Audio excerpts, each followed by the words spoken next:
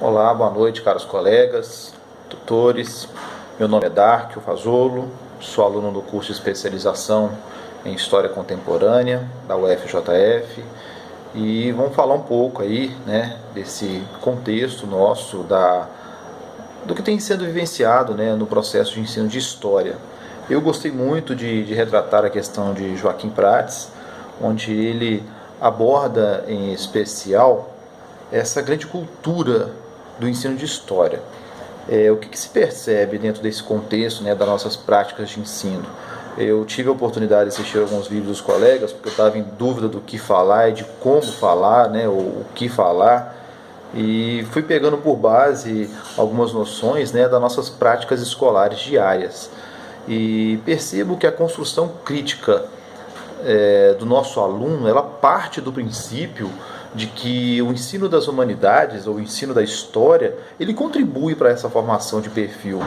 E ensinar o aluno desde a sua base, a importância desse contexto histórico, a sua inserção, a sua produção, a sua participação, ela é fundamental, ela é crucial para a construção de uma história evolutiva. E a gente, muitas das vezes, acaba se perdendo. O professor cai no vício do livro didático, ele se sente submetido à prática do cotidiano, de ensinar somente aquilo, e acaba se perdendo a sua verdadeira finalidade. Eu percebi ao longo de alguns colegas e a percepção geral de que a construção da história ela se dá por meio da intervenção, por meio da participação e da integração dos personagens. Esse personagem somos nós. Nós estamos vivenciando o presente. A estrutura do passado ela vem para assessorar o que nós iremos construir para o futuro. Daí o verdadeiro ensino da história se constrói com personagens críticos e capazes de interagir por uma história melhor.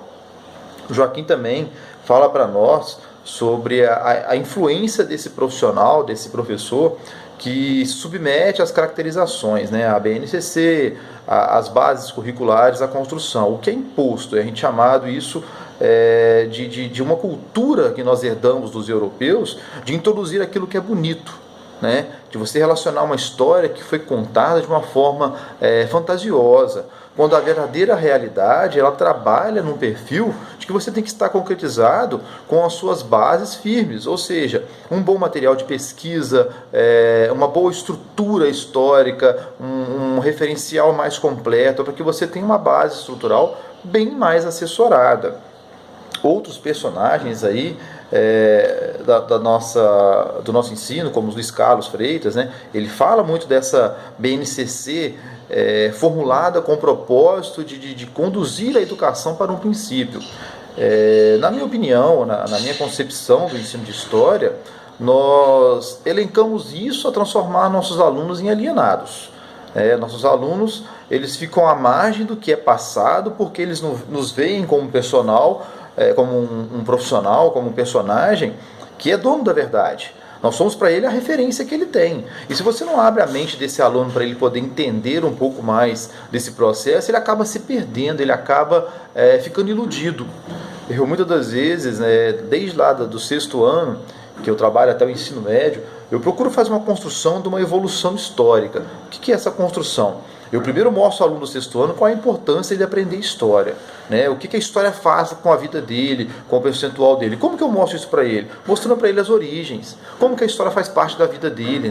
Ele faz lá a construção de uma árvore genealógica, ele faz ali todo um aparato sobre a história de família. Aquilo tudo vai dando a ele a percepção de como é a construção de mundo. Até chegar lá no ensino médio, eu vou dar ao meu aluno a base para ele fazer um bom Enem. Um bom vestibular, se qualificar para entrar aí no conhecimentos gerais. Mas isso já com a visão crítica.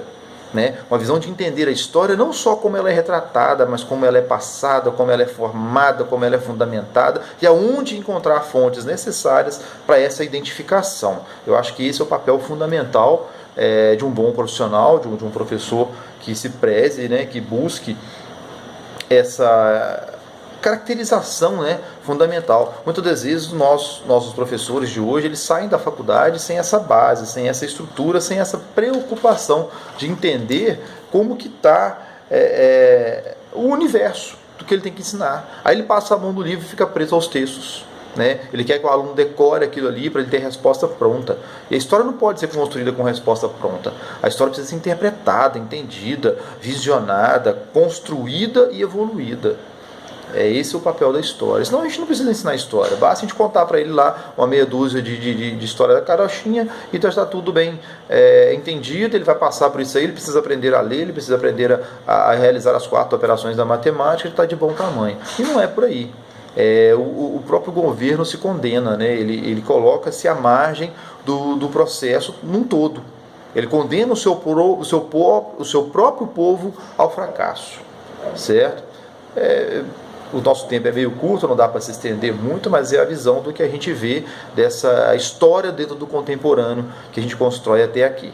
Eu espero que tenha dado para a gente dar uma boa visão. Desejo a todos aí um bom final de ano e que a gente possa aí ter mais construções a partir dessa análise. Um abraço a todos.